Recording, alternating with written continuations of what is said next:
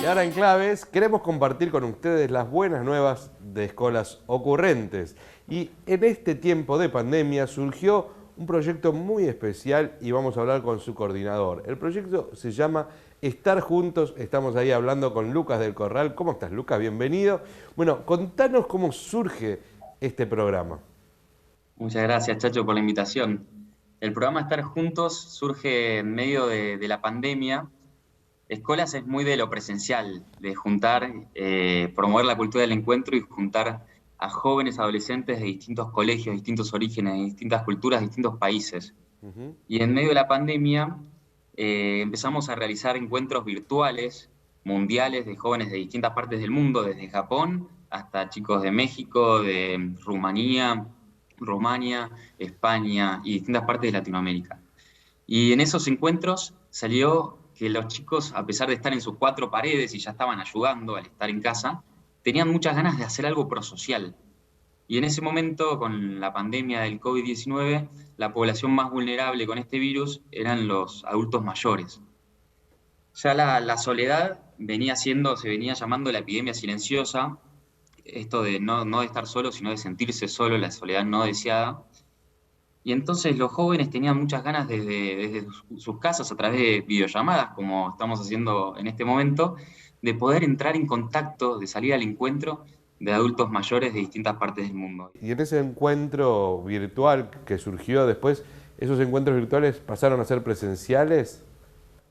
De las dos, tenemos presenciales que están muy buenos porque permite comunicarnos desde el tacto también con personas, por ejemplo, acá en Madrid, en un centro de Alzheimer, con personas que tienen Alzheimer, y que la conversación va por otro lado, no tanto por el contenido, que es muy rico y está buenísimo, y que vemos que los vínculos suceden en lo digital, en las videollamadas, se generan vínculos que al principio era nuestra duda, qué tan posible es, y vemos que realmente se puede, pero también en lo presencial descubrimos que podemos ir con personas con deterioro cognitivo más avanzado y ese vínculo se genera igual. Lucas, qué gran experiencia y además, como decías recién, que muchos de estos encuentros que fueron atrás de una pantalla después se puedan haber hecho presenciales, ¿no? ¿Cuál es la anécdota así que te gustaría compartir con nosotros de aquellas que más te movilizaron a vos?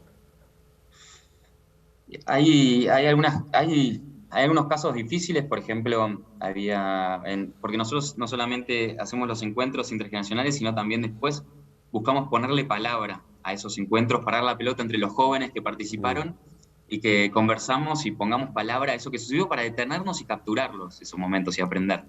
Entonces, un chico de Colombia nos comentaba sobre una argentina que estaba sufriendo, por ejemplo, una depresión muy difícil, estaba muy triste, estaba muy decaída, y él mismo vio cómo a lo largo de esos encuentros ella iba cambiando desde el aspecto, desde cómo iba vestida, cómo iba maquillada, hasta cómo se tiñó el pelo de rubio, se cortó el pelo, y cómo iba cambiando su humor y lo iba mostrando en su apariencia física hacia él. Entonces, lo grato que fue para él y también todo lo que aprendió él de esa persona, Mm. todo lo que aprendió.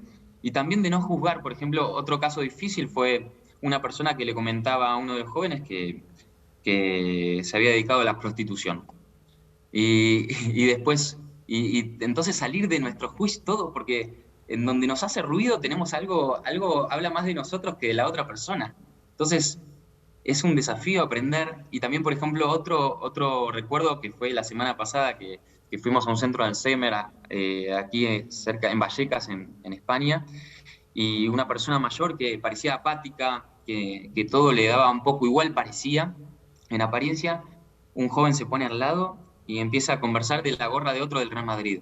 Y de repente le dice, ¿te gusta el fútbol? Y cuando le habla del fútbol y le habla del el Santiago Bernabéu con 80.000 personas, ve cómo empieza a cambiar físicamente la persona, se empieza a abrir, se empieza a volver grande y le empieza a hablar y le empieza a decir, a mí el fútbol me llena, el fútbol, el balón, y entonces cómo esas pasiones nos siguen moviendo y esos sueños siguen estando, tengamos la edad que tengamos. Esos son algunos de las cosas, de las anécdotas que salen de estos encuentros. ¿Cómo hacen los jóvenes que quieran sumarse al proyecto? ¿Cómo se puede hacer a través de la página?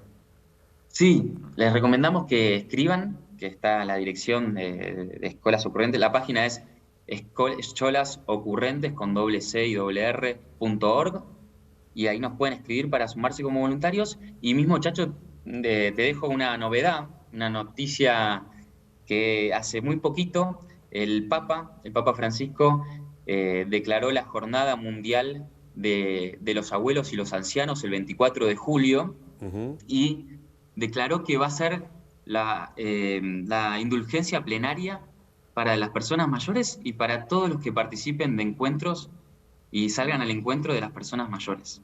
Muchas gracias, Lucas, por este testimonio, por todo el trabajo que hacen junto a los amigos de Escolas. Les mandamos un abrazo enorme a todos ellos. Y ahora sí, seguimos en Claves para un Mundo Mejor y le damos la bienvenida a la reflexión de Monseñor Héctor Aguer.